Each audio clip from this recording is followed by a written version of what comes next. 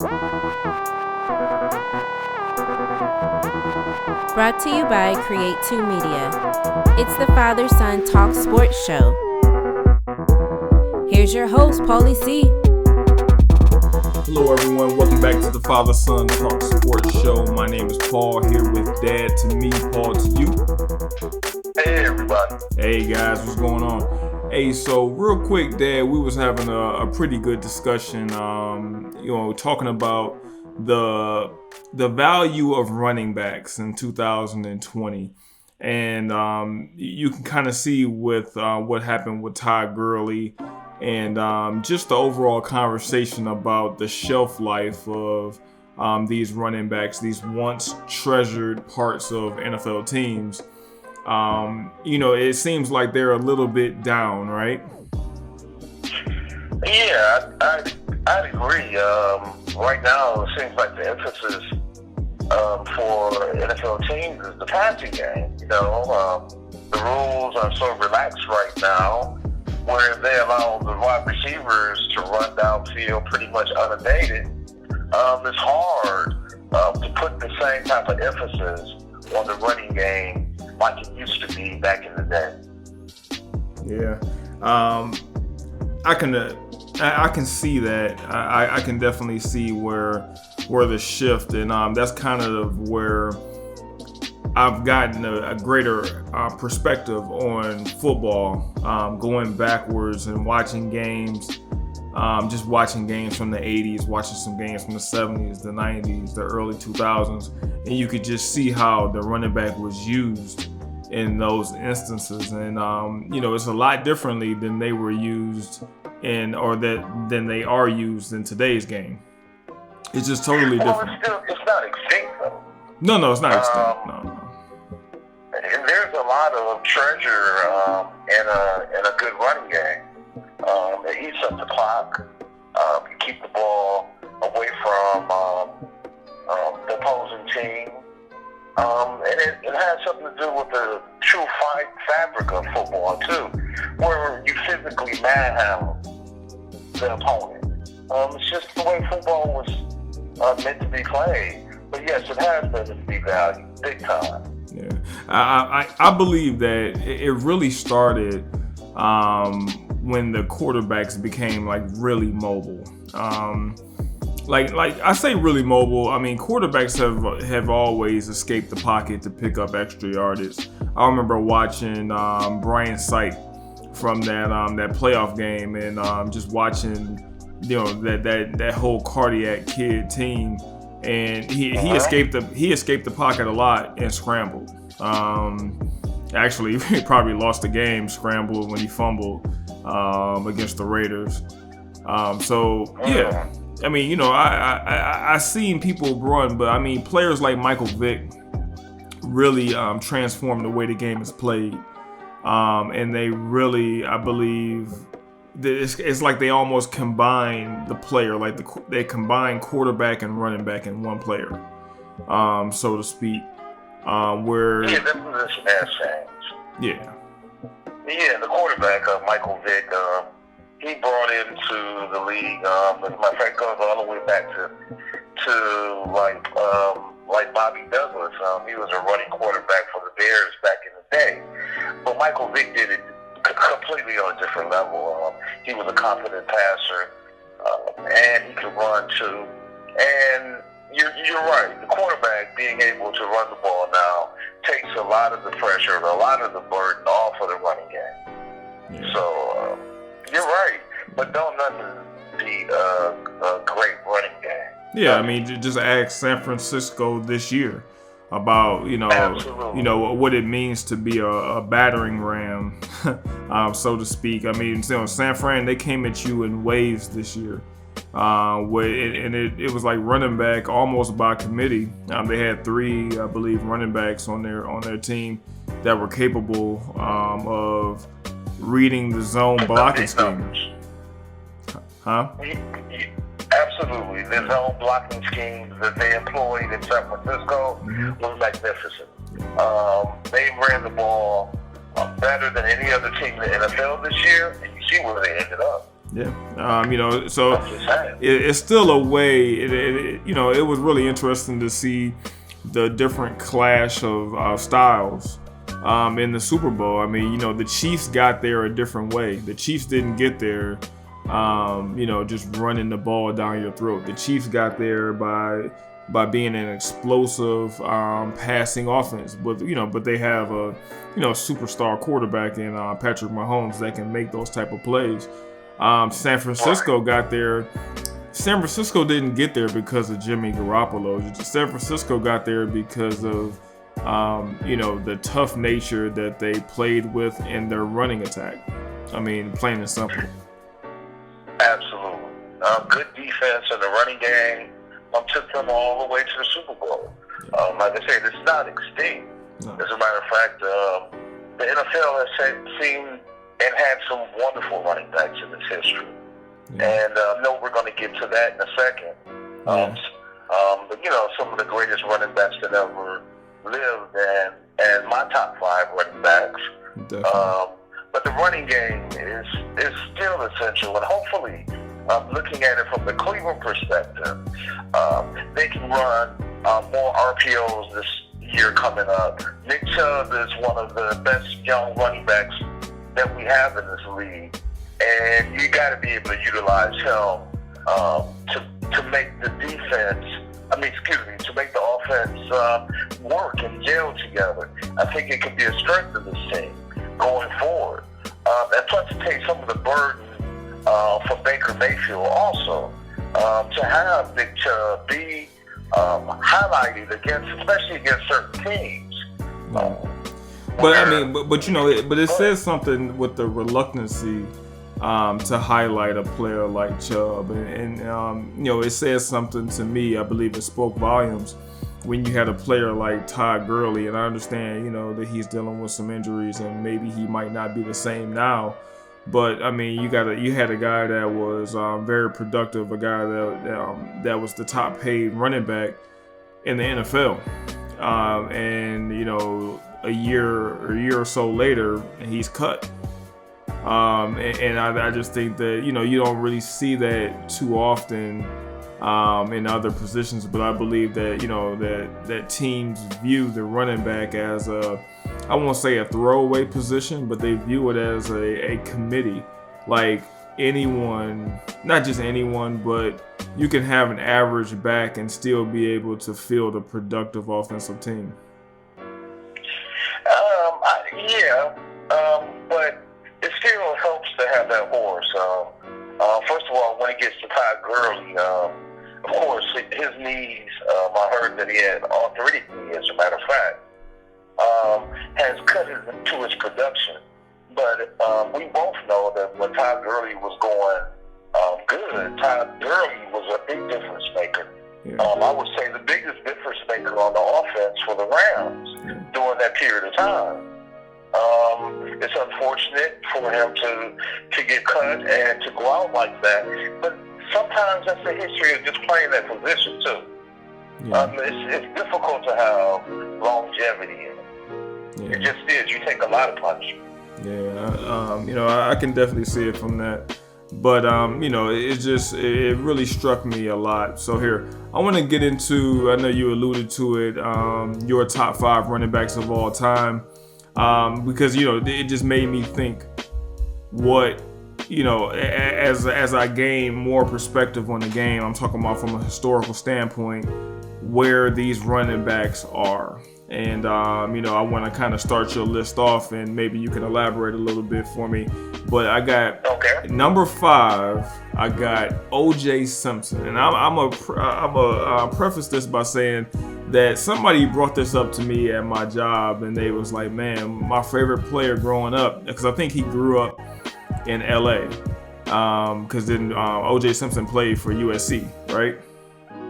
That's correct. Yeah, and he said that it was nothing like when he was growing up out there. He said it was nothing like O.J. Simpson. And I went back and I watched some old highlight tapes, and man, I mean, he looked like he was a special player. Oh, he was, Pablo. Nicknamed the Juice, which was Apple for him, because oh my God, you talking about speed. just off the chains. Not very many running backs in the history of the NFL or college had that type of speed. He had sprinter speed. He had wonderful vision. He was a wonderful back. The first running back to rush for 2,000 yards in a season. Absolutely one of the all-time greats. Yeah, he was definitely he jumped off the screen to me. Next, I got you have Adrian Peterson and 4. Now, you have to kind of defend that a little bit with me because, I just don't see how you break Adrian Peterson into the top 5 all time. I mean, that's pretty lofty. It's pretty lofty heights up there, Dad. And I can see why you feel that way. Adrian Peterson, when he was going good for the Vikings, he also rushed for 2,000 yards in the season. Wonderful player. He had a little bit of everything. He ran with power, but yet he had excellent speed. All around, he was just one of the greats to me. When you diagram defense, when you play the Vikings, you definitely had to stop him. One of the all-time greats to me. His toughness. I remember he tore his ACL, and he came back quicker than anybody in history, in NFL history, from that injury. And he played at a high level, on one leg. Just a beast, just a true competitor. Yeah. So I would substitute Adrian for LaDainian Tomlinson. And to me, it's pretty clear cut to me. I mean, I think that LT was an all-around player. He was someone that could obviously catch the ball out of the backfield, but he also ran with speed and power.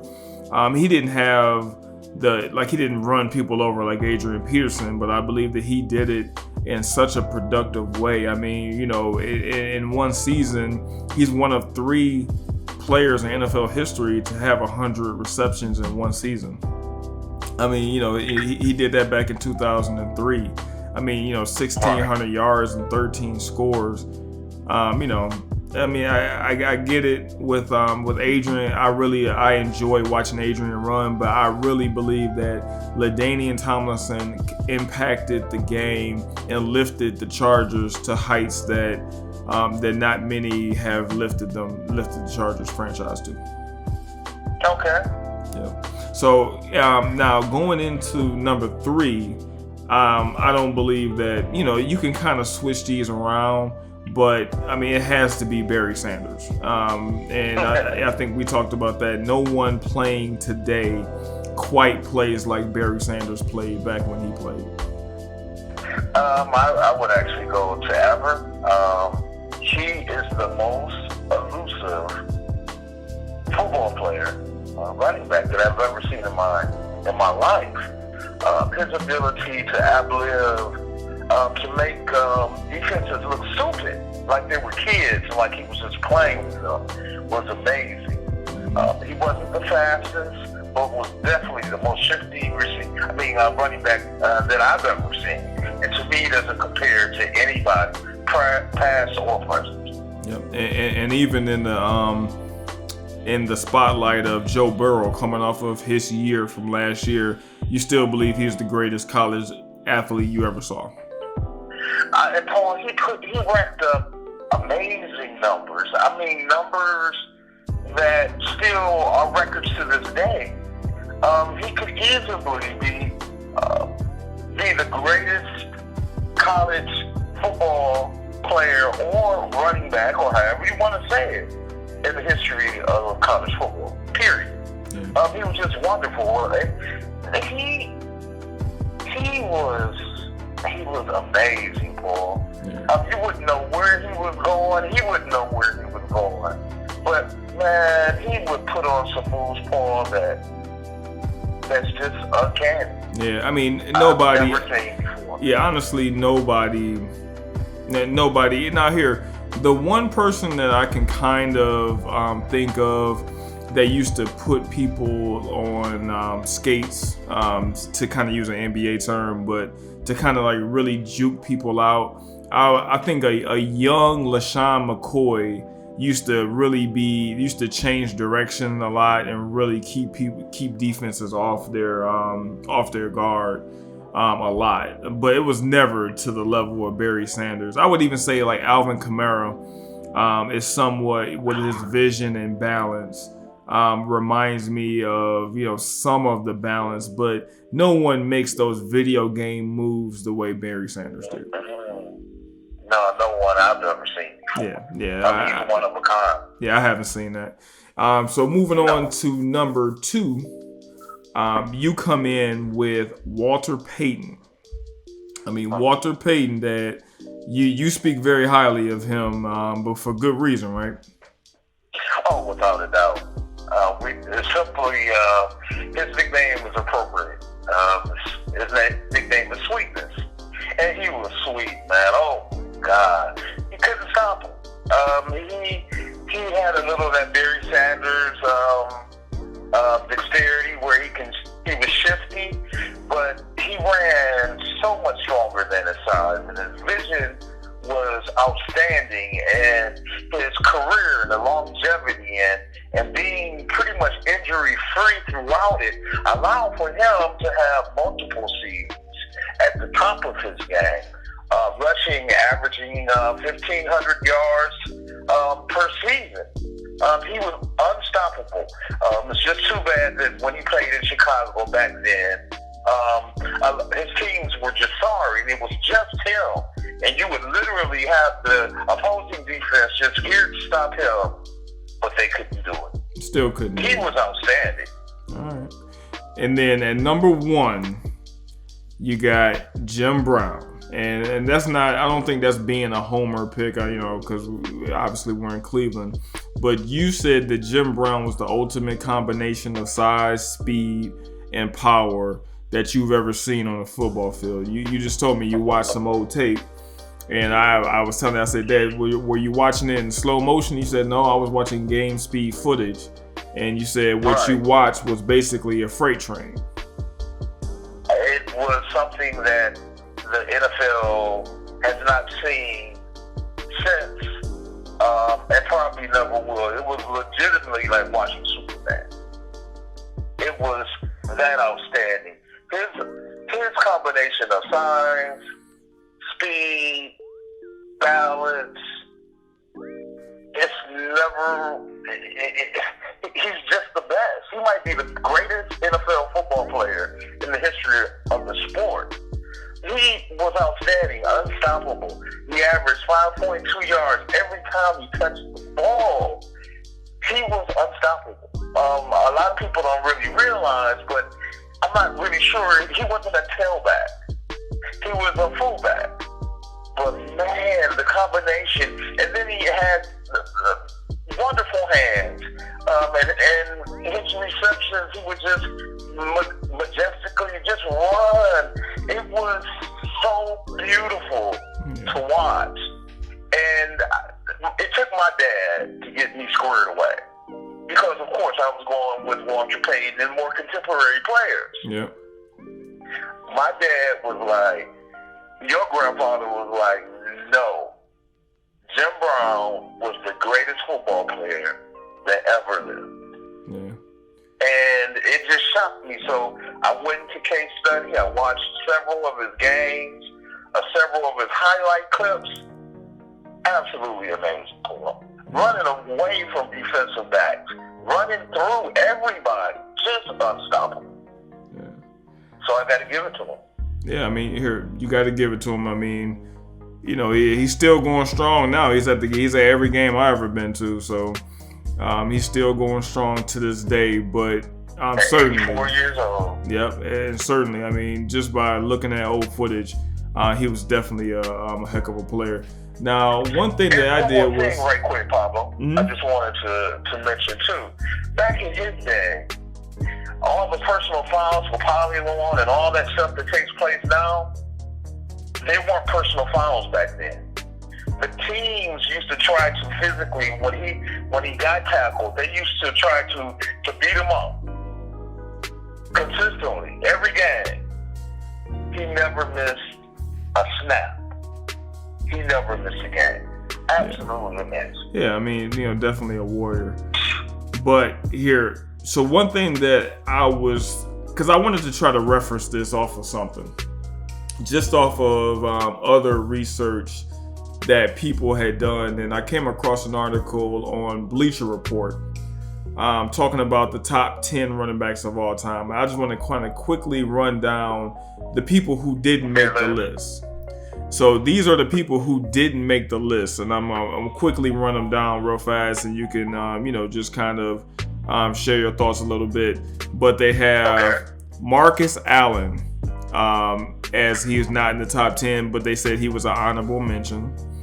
Absolutely. Another USC boy. Yep. He was a great player. Yep. You got Earl Campbell.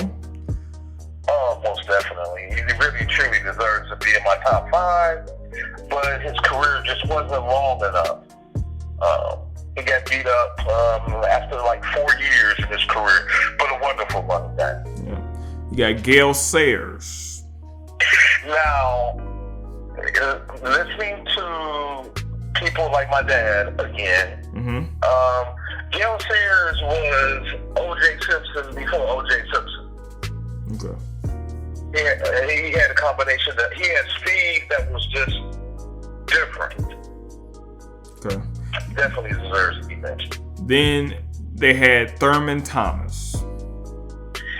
The quintessential all-around back.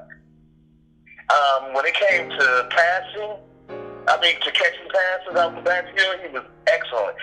He reminded me a lot of Marshall Faulk. That's what I'm comparing with. Okay. Now, so to get into the list, real quick, we're going to run through it. Okay. 10, they got LaDainian Tomlinson.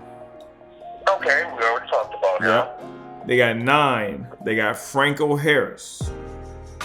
Wow. Yeah, that's a little high for Franco to me. Franco played on some of the greatest football teams in history. Yeah. But that's just a little high for me. Yeah, I was a little surprised by that. I mean, and here you would have more perspective on that because obviously you watched him play, but you understand the teams that he played on. Number 8, you got Tony Dorsett. Wow, Tony D. Yeah, another wonderful college football player. He came into the NFL, much acclaimed, Heisman Trophy winner, speed galore. You have number 7, Marshall Faulk. Yeah, Marshall was a beast, man. The greatest show on turf was a spectacle to be seen, man. He racked up some huge numbers. Excellent player. Number 6, Eric Dickerson. Whoa. Right, and when we talk about O.J. Simpson, we talk about Gale Sayers, this guy had sprinter speed, too. When he got to the secondary, he was gone. There was no ifs, ands, or buts about it. Wonderful player. I could still see those Jerry curls dancing down the field as we speak. Wonderful player. Wonderful. Number 5, I guess they agree with you a little bit. Adrian Peterson. Okay. Number 5. Enough said. Yep. Number 4, Barry Sanders. Okay. Number 3, shocker, Jim Brown. Oh, no. Okay. Yeah. Now, number 2, they have Emmitt Smith. And I know we were talking about him because you were trying to see whether or not you could piece him out for Adrian Peterson, but they got Emmitt Smith at number 2. And I believe it's based on longevity of his career and his record. Obviously with the rushing record. Right. He was consistent too. Every game he was good for 90 plus 100 yards. Had one of the greatest offensive lines ever assembled that he ran behind. He wasn't the fastest. He wasn't the shiftiest. He just made it happen. I don't agree with him being there on the list myself, but to each his own. I get you. And so I guess they got Walter Payton at 1, right? And number 1 is Walter Payton. Oh, yeah. I couldn't argue with that at all. Yeah, so number 1. Yeah, a wonderful player. Like I said before, I mean, I can't even give him enough superlatives, man. He was just great. Yeah, they said, to kind of sum up Walter Payton, they said that Payton's span of elite production is unparalleled at the position. So, I agree with that too. Yeah, so he did it for a long time. They say he made 9 Pro Bowls, 5-time first team All-Pro. He accumulated over 21,000 yards from scrimmage. I mean, it goes without saying that he is the greatest running back that I've seen myself. Yeah. That I actually seen play games. Yeah. He's at the top of the list. He had everything. He's a wonderful athlete. Oh man, he just did it all. He was wonderful. Yeah. Great player. All right, so with all that said, I mean, we got a lot of great players, and obviously we kind of went through that so we can build the value of the position, and I believe because you have to put historical context on the position to be able to, like you say, be able to kind of project it onto today's game, because some teams are able to harness the power of the run game. Even when Seattle was going to the Super Bowl and they had the Legion of Boom, they still had a strong run game with Marshawn Lynch.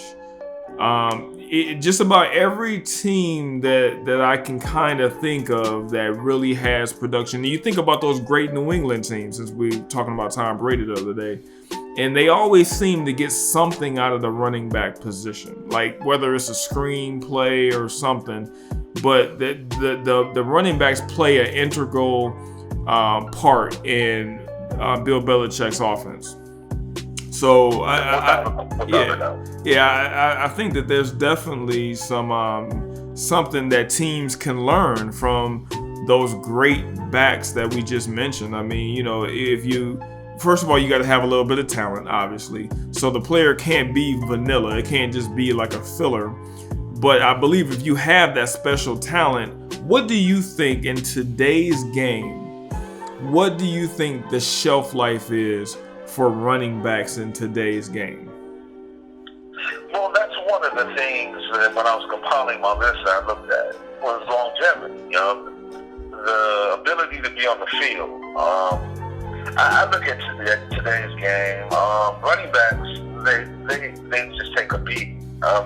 They always have and always will. When I look at like Ezekiel Elliott, his abilities on top of him being able to play every Sunday is just wonderful, and always puts the Cowboys in a position to win.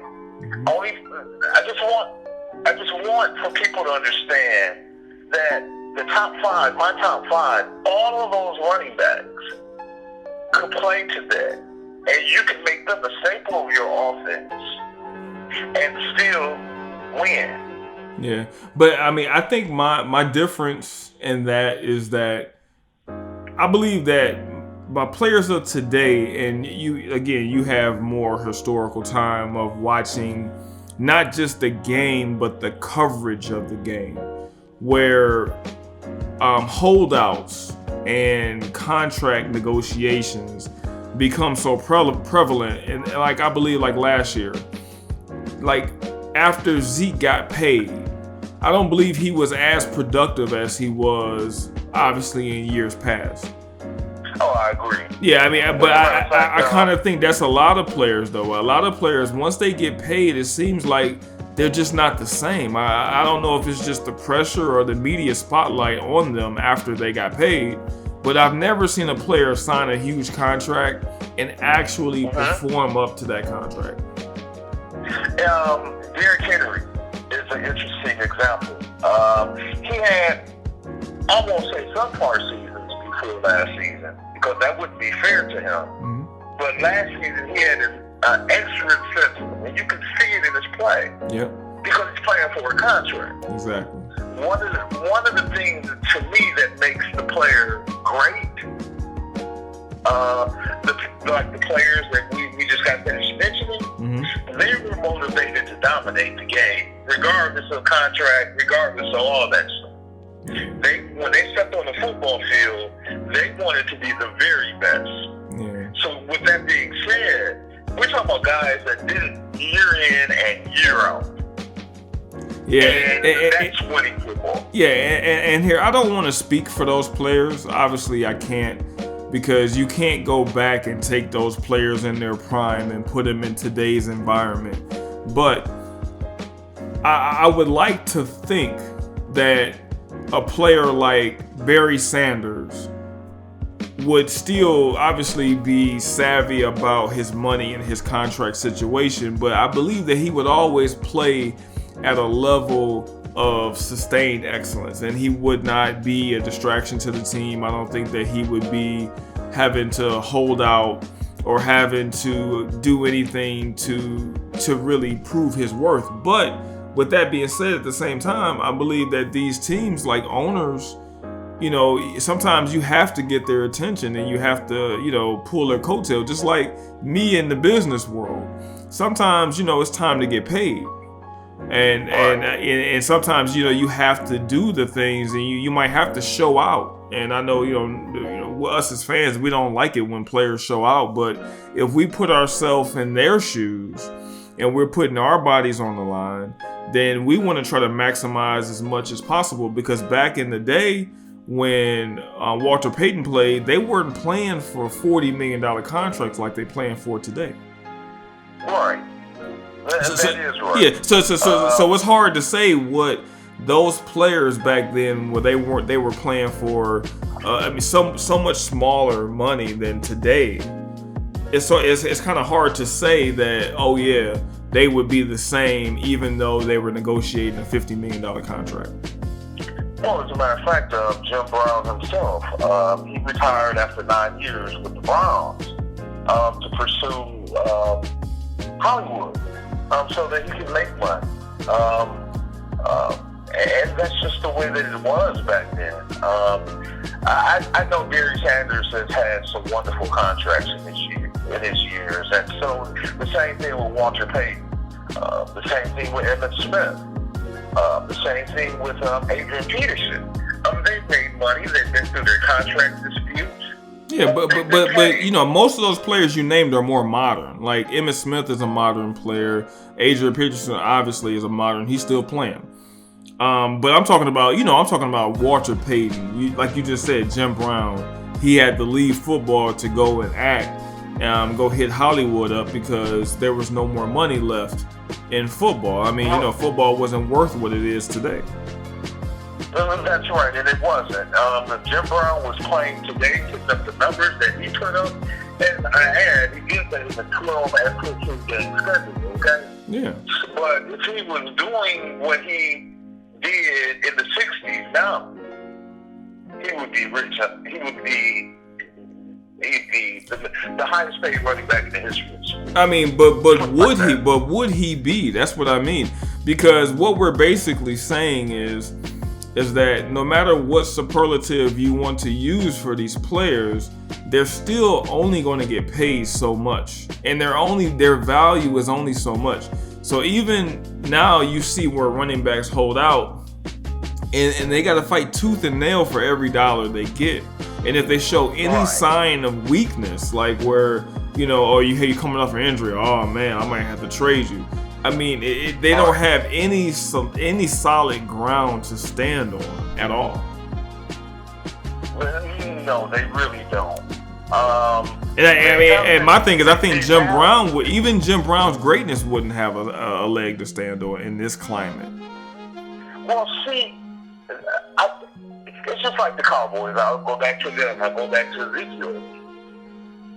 Ezekiel Elliott, when you set up a game plan to play the Cowboys, the first thing that you have to do is stop them. I think that just because that they're devalued when it comes to money, does not mean that they don't have a serious influence or a serious impact on how the game plays out.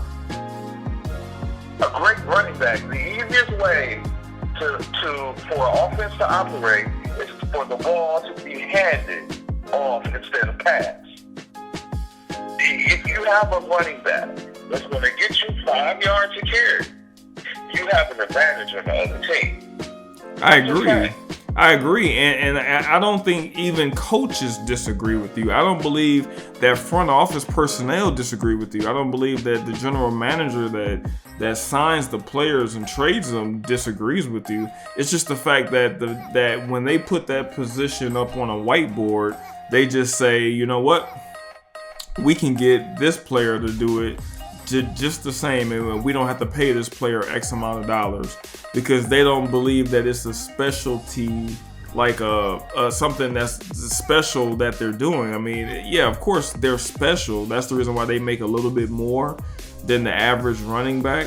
But at the same time, I mean, they're never going to hold a franchise hostage. The franchise is never going to just revolve around that one bell cow running back the way it was back in the day. The game's just not played that way. That's why, I mean, my argument is, I think that even if you took any of these historical great running backs, and like if you took Barry Sanders and you put him on a roster in 2020, yeah, he would be a great back. Obviously, he would still be, you know, the Barry Sanders that you know and love, but the value of the position that he plays is not what it was when he played actually. Okay. I mean, I agree with you. But like I said before, I mean, the main thing that I look at is just the impact on the game. If you can run the ball down an opposing team's throat, you can demoralize them.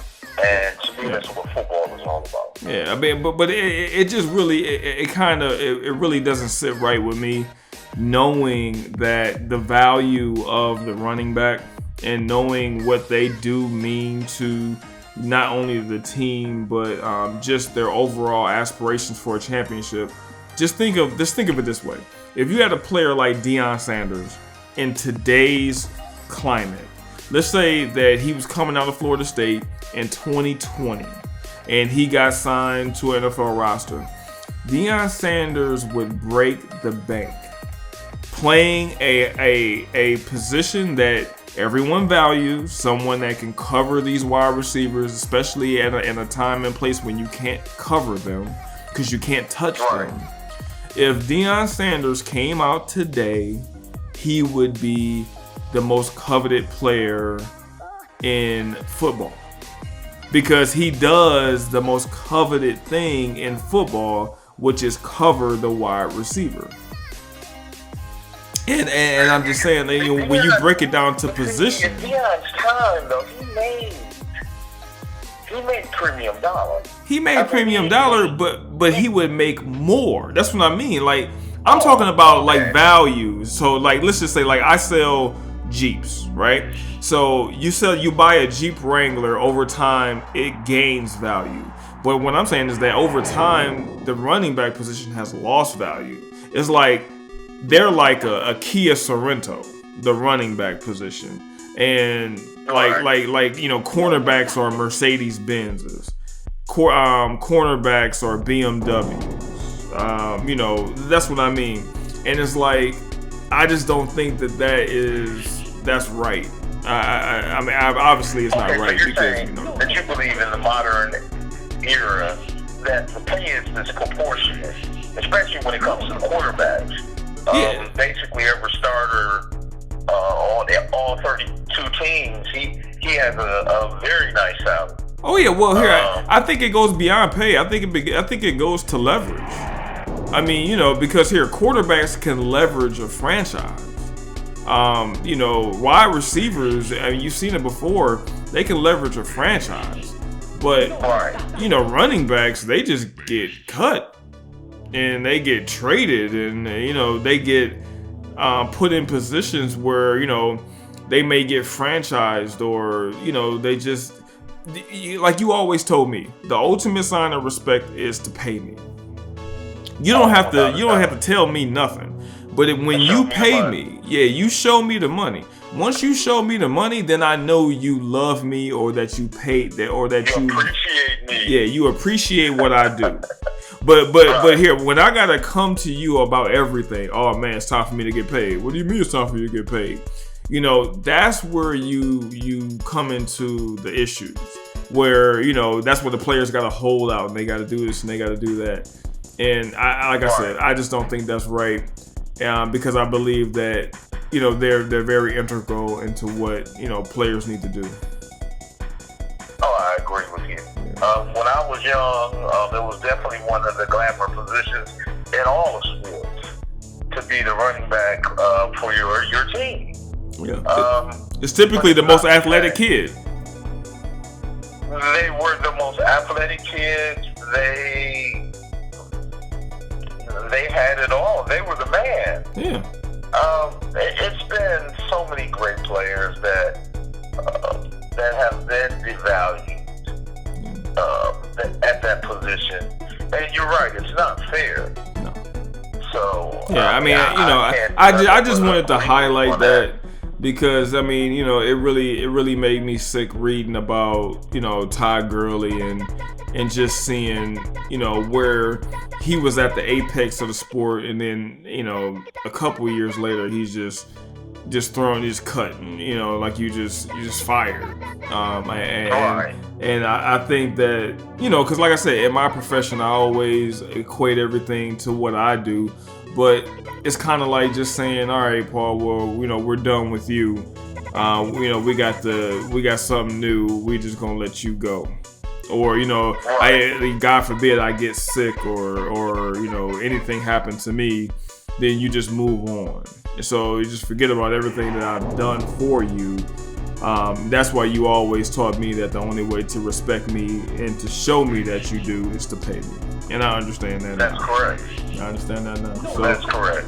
I mean, you know, it's a sign of respect. And I completely understand, especially as a running back. You know, you should be paid every penny that you deserve. I know Le'Veon Bell just got paid. He just signed a nice contract. He has a lot of guaranteed money in it.